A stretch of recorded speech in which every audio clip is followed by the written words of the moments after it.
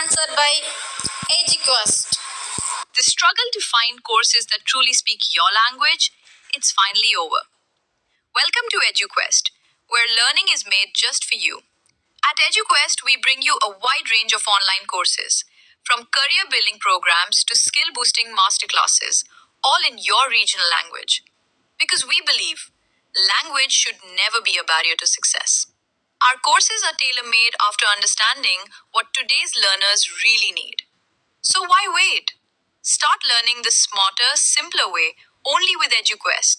Visit eduquest.courses and explore your next course today. And hey, don't miss out on our exciting offers and promotions. மாவுல ரொம்ப ஆரோக்கியமா Calcutta special ஒரு சூப்பரான egg role தான் நாம இன்னைக்கு பார்க்க போறோம். Welcome to Pappa's kitchen. இப்போ ஒரு பவுல்ல 1 கப் கோதுமை மாவு எடுத்துருந்தேன், அதை சேர்த்துடலாம். கூடவே 1/4 டீஸ்பூன் உப்பு, 1 டீஸ்பூன் சுகர் சேர்த்துட்டு 1 டேபிள் ஸ்பூன் நெய் சேர்க்கிறேன். இதுக்கு பதிலா வெண்ணெய் ஆயில் கூட நீங்க சேர்த்துக்கலாம். சேர்த்துட்டு நல்லா மிக்ஸ் பண்ணிக்கோங்க. எல்லாம் நல்லா கலந்து வந்ததும் கொஞ்சம் கொஞ்சமா தண்ணீர் சேர்த்து இதை நல்லா சாஃப்டா பிசைஞ்சு எடுத்துக்க போறோம். எக் ரோல் ரெசிபி மைதா மாவுல செய்வாங்க, நாம கொஞ்சம் ஆரோக்கியமா கோதுமை மாவுல செஞ்சிருக்கோம். இந்த மாதிரி நல்லா சாஃப்டா பிசைஞ்சு எடுத்துக்கங்க. பாருங்க, இப்ப மேல மாவு காஞ்சு போகாம இருக்க கொஞ்சமா நெய் தடவிட்டு இதை அப்படியே மூடி தனியா எடுத்து வச்சிருங்க. ஒரு அரை மணி நேரம் நல்லா ஊறி வரணும், இருக்கட்டும். இப்ப அதுக்கடையில உள்ள ஸ்டஃபிங் ரெடி பண்ணிடலாம். அதுக்கு ஒரு கடாயில 2 டேபிள் ஸ்பூன் ஆயில் சேர்த்துறேன். ஆயில் சூடானதும் 1/2 கப் நீளமா கட் பண்ண வெங்காயம், 1/2 கப் நீளமா கட் பண்ண முட்டைக்கோஸ், 1/2 கப் நீளமா கட் பண்ண குடைமிளகாய், 1/2 கப் நீளமா கட் பண்ண கேரட் எல்லாத்தையும் சேர்த்துட்டு ஹை ஃப்ளேம்லயே வதக்கி விட்டுருங்க. எல்லாமே 1/2 கப் அளவுக்குலாம் எடுத்திருக்கேன். எல்லாத்தையும் நீளமா மெல்லிசா கட் பண்ணி எடுத்துக்கங்க. இப்ப இதுல இந்த காய்கறிக்கு தேவையான அளவுக்கு கொஞ்சமா உப்பு, ஒரு 1/4 டீஸ்பூன் அளவுக்கு சேர்க்கிறேன். கூடவே 1/4 டீஸ்பூன் மிளகுத்தூள், 1/2 டீஸ்பூன் சில்லி பிளேக்ஸ் காரத்துக்காக சேர்த்துட்டு நல்லா கலந்து விட்டுருங்க. இந்த காய்கறிகள் சாஃப்டா வதக்கிடக்கூடாது. ஹை ஃப்ளேம்லயே நல்லா கிரன்ச்சியா இருக்கிற அளவுக்கு மட்டும் லேசா கலந்து விட்டு எடுத்துக்கங்க. நம்ம ஃப்ரைட் ரைஸ்க்கு செய்வோம்ல அந்த மாதிரி. கடைசியா கொஞ்சமா எலுமிச்சை பழ சாறு சேர்க்கிறேன். இது சேர்க்கறதால லேசா புளிப்பு சுவையோட நல்லா இருக்கும். சேர்த்துட்டு நல்லா கலந்து விட்டுருங்க. எல்லாம் நல்லா மிக்ஸ் ஆகட்டும். இப்ப இது ஒரு பவுலுக்கு மாத்திடலாம், இருக்கட்டும். இப்ப அடுத்த ஸ்டெப், ஒரு பவுல்ல 4 முட்டை எடுத்திருக்கேன். அதுல இப்போ 1/4 டீஸ்பூன் மிளகுத்தூள், 1/4 டீஸ்பூன் உப்பு சேர்த்துட்டு நல்லா பீட் பண்ணி எடுத்துக்கங்க. இந்த மாதிரி எல்லாம் நல்லா கலந்து வரட்டும். இப்ப முட்டையும் ரெடியா இருக்கு. அரை மணி நேரத்துல நம்ம மாவு பார்க்கலாம். நல்லாவே ஊறி வந்திருக்கு, சாஃப்டா வந்திருக்கு. ஒரு முறை நல்லா கலந்து விட்டு ஒரு முறை நல்லா பிசைஞ்சு எடுத்துருங்க. இப்ப நார்மலா நீங்க சப்பாத்திக்கு எந்த அளவுக்கு மாவு எடுப்பீங்களோ அது மாதிரி ஒரு சின்ன பால் எடுத்துட்டு நார்மலா சப்பாத்தி வளர்க்குற மாதிரி தேய்ச்சி எடுத்துருங்க.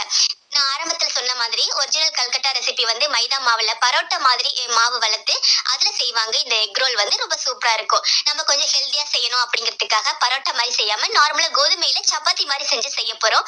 இது ரொம்ப ஆரோக்கியமாவும் சாப்பிடவும் ரொம்ப டேஸ்டாவும் இருக்கும். இது மாதிரி நார்மலா சப்பாத்தி மாதிரி வளர்த்து எடுத்தாச்சு. இப்ப அடுத்த ஸ்டெப், ஒரு பேன் சூடு பண்ணிட்டு கொஞ்சமா ஆயில் சேர்த்துறேன். ஆயில் எல்லா பக்கமும் நல்லா ஸ்ப்ரெட் ஆகுற மாதிரி வச்சுட்டு நம்ம வளர்த்து எடுத்த சப்பாத்தி இருக்குல்ல, அதை இந்த மாதிரி சேர்த்துருங்க. ஒரு மீடியம் ஃப்ளேம்லயே சேர்த்துருங்க. சேர்த்துட்டு சில வினாடிகள்ல திருப்பி போட்டுருங்க. 2 பக்கமுமே சில வினாடிகள் மட்டும் லேசா திருப்பி திருப்பி விட்டு குக் பண்ணிக்கங்க. இப்ப நம்ம பீட் பண்ணி வச்சோம்ல முட்டை, அதை இந்த மாதிரி மேல சேர்த்துடலாம். கொஞ்சமா அந்த சப்பாத்தி முழுக்க பரவுற மாதிரி கொஞ்சமா சேர்த்துருங்க. இப்ப இதை அப்படியே திருப்பி போட்டுடலாம். இந்த மாதிரி செய்யும் போது அந்த சப்பாத்தி முழுக்கவே அந்த முட்டை நிறைஞ்சிருக்கும். அடுப்பு மீடியம் ஃப்ளேம்ல தான் இருக்குது. தேவைப்பட்ட ஆயில் சேர்த்துக்கங்க. இப்ப மறுபடியும் திருப்பி போட்டுடலாம். இதே மாதிரியே 2 பக்கமுமே நல்லா வேக வச்சு எடுத்துக்க போறோம். முட்டை அண்ட் சப்பாத்தி ரெண்டுமே நல்லா வெந்து வந்திருக்கணும், அவ்வளவுதான். இப்ப பாருங்க, 2 பக்கமுமே நல்லா வெந்து வந்துருச்சு. இதை அப்படியே எடுத்து ஒரு பிளேட்டுக்கு மாத்திரலாம். பாருங்க, இந்த மாதிரி முட்டை உள்ள பாகம் மேல இருக்கு, இந்த மாதிரி வச்சிருக்கேன். இப்ப நம்ம காய்கறி மிக்ஸ் இருக்குல்ல, அதை இந்த மாதிரி நடுவுல வச்சிடலாம். ஒரே மாதிரி வச்சிருங்க. இந்த மாதிரி நடுவுல உங்களுக்கு எவ்வளவு தேவையோ அவ்வளவு வச்சுக்கோங்க.